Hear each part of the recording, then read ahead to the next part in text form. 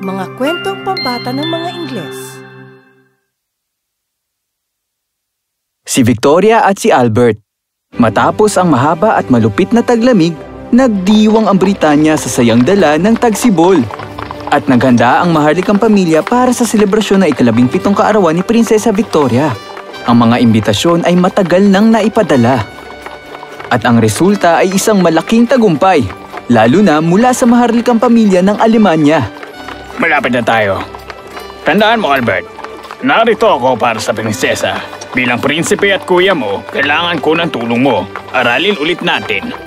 Pag nagsabi ako ng nakakatawa, Ernst, nakailang daang ulit na tayo dyan. Tatawa ako. At kapag naman nagbigkas ako ng tula, Ngingiti ako.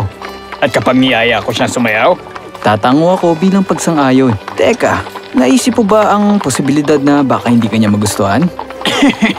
seryoso ka ba? Isa akong maharlika at mayaman. Paano hindi niya ako magugustuhan? Ayan na siya. Tayo na. Kamahalan, ako si Prinsipe Ernst. At narito ako para batiin ka mula sa Alemanya. Maligayang pagdating sa palasyo ng Kenningston at sa kaarawan ko. Tiyak na nakakainip ang iyong paglalakbay. Medyo kamahalan, liban na lang sa pakikipaghabulan sa oso.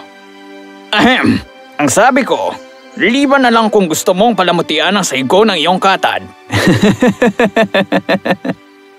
At sino naman siya? Prinsipe Albert, kamahalan. Ang balita tungkol sa kagandahan mo ay umabot sa aming lugar. Pero iba pa rin ang kagandahan mo sa personal. Umingi ako ng patawad, kamahalan. Ang nakababatang kapatid ko ay mapanghas. Huwag ka nang humingi ng tawad. Ikinagagalak naming makasama kayo.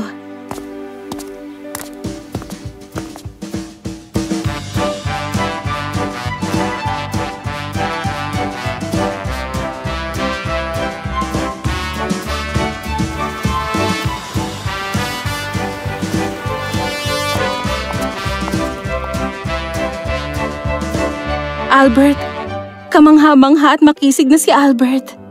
Kung paano tumibok ang puso ko nang makita ka ngayon.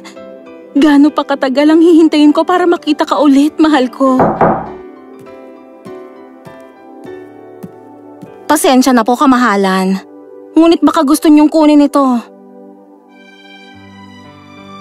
Mahal kong Victoria, hinihingi ko ang kapatawaran mo sa hindi ko pagpapaalam sa iyo. Pero kailangan ko nang bumalik ng Alemanya dahil may aasikasuhin ako. Gusto sana kitang sulatan bawat linggo upang mas makilala pa kita ng lubusan. Nagpapasalamat ako sa langit dahil dinala niya ako sa iyo at maligayang kaarawan sa iyo. Albert, P.S. Binabati ka rin ni Ernst. Sabihin mo sa kanyang isa itong karangalan. Opo, kamahalan. Tulad ng kanyang pangako, sumulat si Albert kay Prinsesa Victoria bawat linggo. Ang mga sulat niya ay nakakatawa at kasiyasiya. Laging puno ng nakakaaliw na mga salita at pagpapalakas ng loob para sa prinsesa. Sobra siyang naaaliw na lagi niyang binabanggit sa mga tagapayo niya na ang Alemanya ay puno ng pag-asa at pagiging positibo. Nang ang mga linggo ay naging mga buwan, naging mas matibay pa ang malayong distansyang relasyon nila Victoria at Albert na umaasa sa suporta ng isa't isa. At isang araw, Paumanhin, aking kamahalan. May liham na dumating mula sa London. o hindi. Sa pagkamatay ng kanyang tiyuhin na si Haring William IV, si Victoria ay mapipilitang humarap sa buong bansa at maging pinakabatang reyna sa edad na 18 taon. Opisyal nang kinoronahan si Victoria matapos ang 1 taon sa Westminster Abbey, sa gitna ng pagmamahal ng bansa. Mabuhay ang Reyna Victoria! Mabuhay! Mabuhay! Mabuhay! Habang ginagampanan ni Victoria ang tungkulin niya bilang reyna, patuloy pa rin siyang humingi ng payo at aliw mula kay Albert at masaya naman ang binatang gawin ito. May balita ka na ba, Lord Melbourne? Wala pa rin po, iyong kamahalan. Hindi ko maintindihan. Hindi ugali ni Albert na hindi sumagot ng matagal. Alam ko na, magpadala ng mensahero sa kanyang ama. Iyong kamahalan, sa tingin ko po... Hindi ko hinihingi ang opinyon mo. Lord Melbourne, ang sabi ko kumilos ka. Alamin mo ang lagay ng aking si Albert. Masusunod po, kamahalan.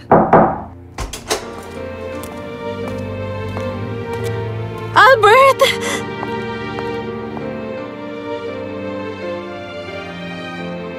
Ahem. Ikinagagalak namin na makita ka, Prinsipe Albert. Kailangan na nating umalis. Anong balita mula sa Alemanya? Maraming usapin sa mga estado ang nais kong ikonsulta sa inyong kamahalan. Sige, walang problema.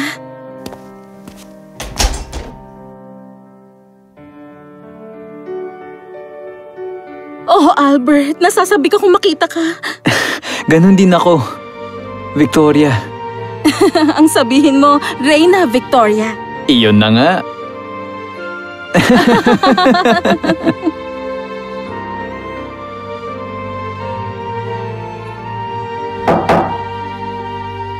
Handa na po ang inyong tsaa, inyong kamahalan. Mangyaring tiyakin na meron din ang aking bisita. Naihanda ko na rin po ito, aking Reyna.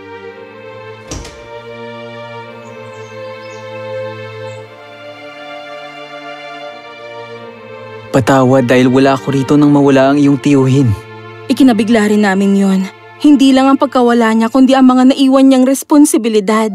Maganda raw ang mga nagawa mo base sa narinig ko. Totoo ba yan? Oo.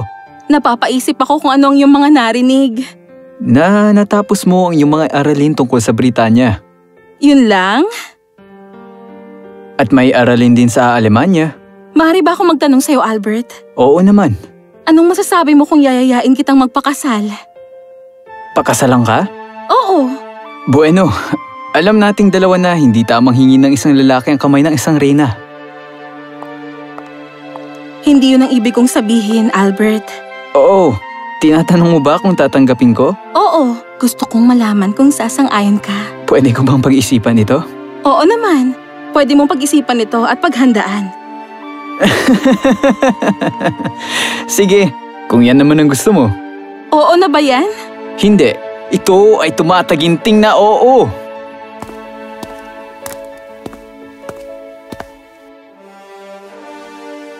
Sa araw na ikinasal si Reyna Victoria at Prinsipe Albert, nakisaya ang buong bansa at nakiisa sa makasaysayang kasalang ito.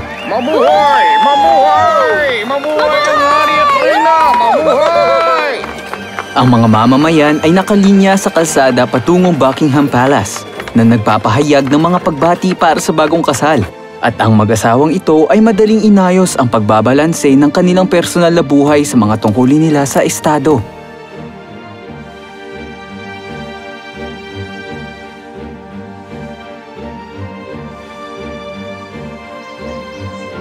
Itigil na natin ang pagkikita ng ganito.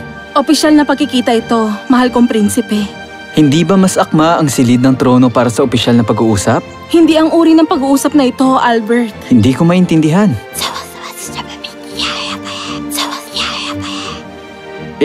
Ikaw ay... Nagdadalang tao. Magandang balita ito!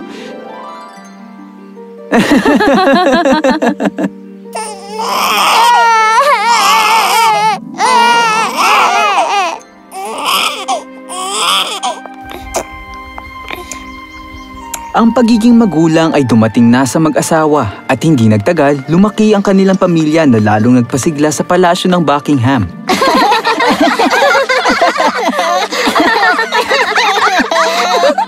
Mga bata, tama na! Ay nako po!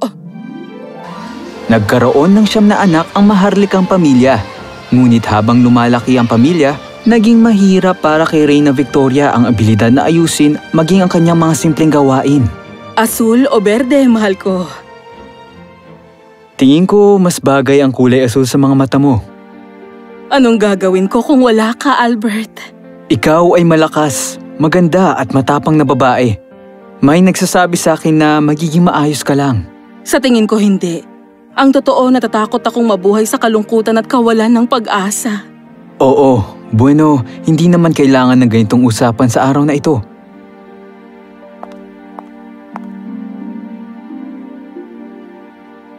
Ito ang mga kailangan lagdaan at maibalik sa punong ministro sa Martes. At nangangailangan naman ito ng lagda mo bago ito ipadala sa... Nakikinig ka ba? Sa tingin ko kailangan mong kausapin si Edward, Albert. Masyado siyang magulo kapag naglalaro. Mahal kita, Victoria. Alam mo yan. Ngunit ikaw ang reyna ng Inglaterra at ang iyong gabay ang kailangan ng buong bansa sa ngayon. Ano bang sinasabi mo, Albert? Alam kong hindi mo naman sinasabing napapabayaan ko na ang mga tungkulin ko sa bansang ito. Victoria, ito lamang ang magagawa ko. Ikaw pa rin ang kailangan mamuno sa… Tama na!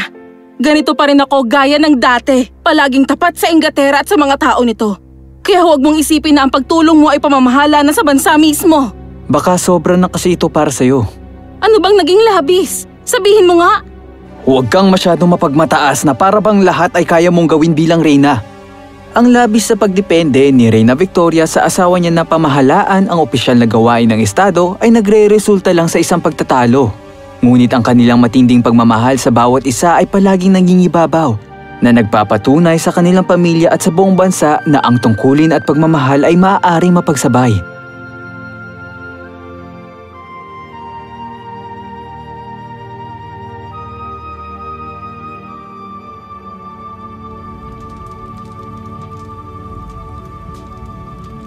Iniisip ko na dapat tayong magdiwang ng Pasko sa Windsor.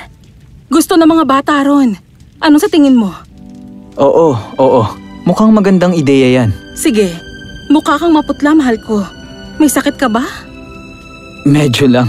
Magpapahinga na lang ako ng maaga. Padadalhan kita ng tsaa.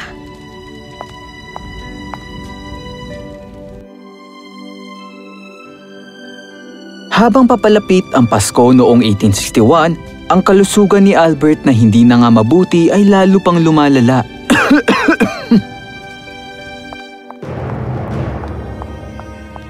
Sa pagsusuri ng doktor ni Albert, may lagnat daw ang prinsipe.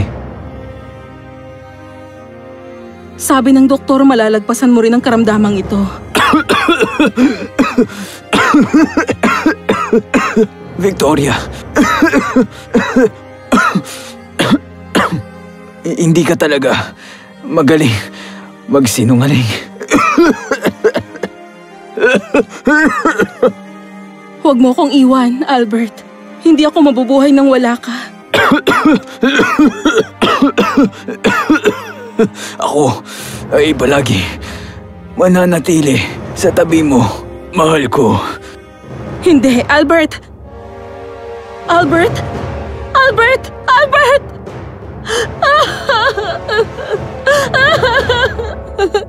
Namatay si Albert sa piling ng pamilyang kanyang minahal, 42 taon siya noon.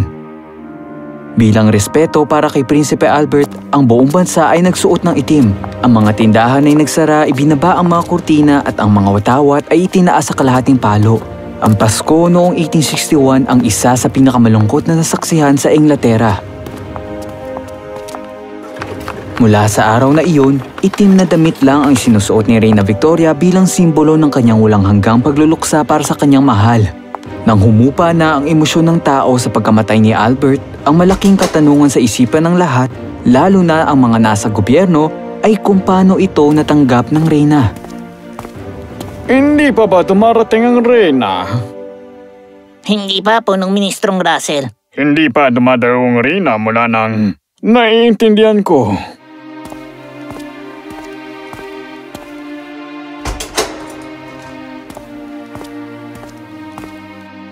Patawad po, Punong Ministro, pero mukhang masama ang pakiramdam ngayon ng Reyna. Baka maaari po kayong bumalik bukas? Sabi ko sa'yo ayokong paistorbo. Patawad po aking Reyna, Ngunit wala. Ako ang Reyna. At dapat mong sundin ang utos ko. Oo, kayo nga ang reyna kamahalan at maraming mga tungkulin ang naghihintay ng inyong pansin. Hindi ko kaya, John. Kaya ninyo at kakayanin ninyo kamahalan. Sabihin mo kung paano. Paano ako? Na laging nakasandal sa kanya sa lahat ng bagay. At kung wala siya, wala akong magagawa. Hindi kayang kumilos mag-isa. Mag-ayos ng imprenta o litrato. Hindi kayang mamili ng susuotin na wala ang kanyang pagsang-ayon. Paano ako mabubuhay? Gagalaw, tutulungan ng sarili ko at mag-isang pamunuan ng buong kaharian. Alam kong mahirap ito para sa inyo, ngunit kailangan kayo ng inyong bansa.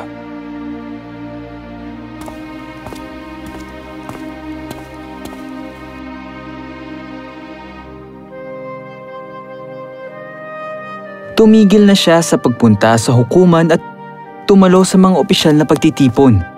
Sa halip ay ginugol ng Reyna ang kanyang sarili sa pag-alala ng mga panahong magkasama pa sila. Sa paglipas ng taon, nabahala ang mamamayan ng Britanya sa di pagpapakita ni Victoria sa publiko. Sa kabila ng mga pambabatikos ng publiko, ng kanyang mga tagapayo at miyembro ng pamilya, patuloy pa ring nagluksa si Victoria. Bulag sa pagdadalamhati, hiniling ni Victoria na ang mga damit at benda ng kamay ni Albert ay itabi sa kanya sa oras ng kanyang paghihingalo. Albert, Victoria, nasasabi ka kung makita ka. alam ko. Halika, marami tayong pag-uusapan. Ang pagkamatay ni Reyna Victoria ang hudyat ng pagtatapos ng Victorian era at nagbigay daan sa kanyang panganay na anak na si Bertie na pumalit sa trono bilang Haring Edward VII. Si Reyna Victoria ay nahihimlay sa tabi ng kanyang minamahal na si Albert na siyang nakasama niya sa pinakadakilang kwento ng pag-ibig na alam ng British monarchy.